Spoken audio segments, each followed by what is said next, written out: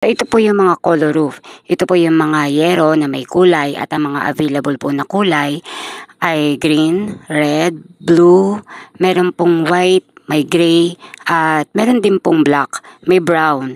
Pero yung black hindi po siya common, hindi po siya saleable. So hindi po lahat ng planta nag-i-stock po ng black.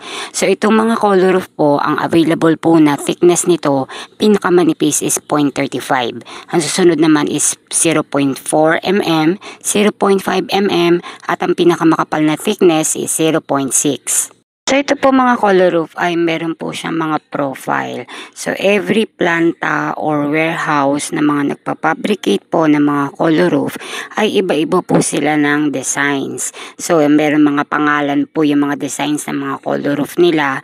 So common po sa mga color roof na ginagamit sa bubong na minsan ang tawag po nila is long span. Meron pong 4 ribs, 5 ribs, 6 ribs, at 8 ribs. So, tinatawag din nila to yung long span color roof na rib type.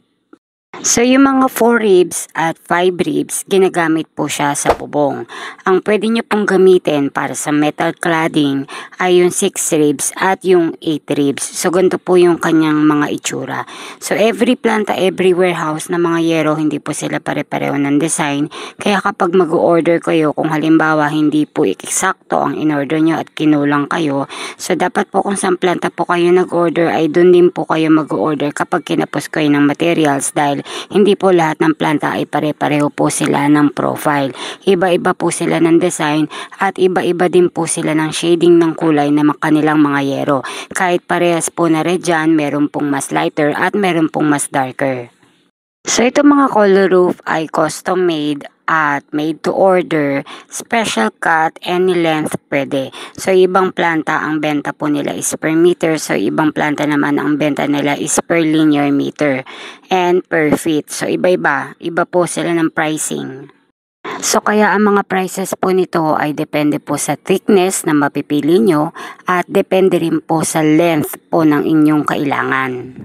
Ito po mga color roof, one side lang po yung may kulay, yung ilalim po wala po siyang kulay pero mas quality po siya at mas matibay compared sa mga galvanized po na mga yero.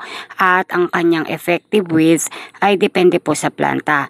Karaniwan po ang kanyang lapad ay 1 meter pero may mga planta po na ang kanilang sukat ay lagpas po sa 1 meter. Meron pong hanggang 1.10 meter. So yun po yung mga sizes po at lapad po na mga color roof. So tip ko lang po sa inyo as much as possible para hindi po mabilis kalawangin ang inyong mga yero. Dapat po linisin pong mabuti yung surface o yung after installation.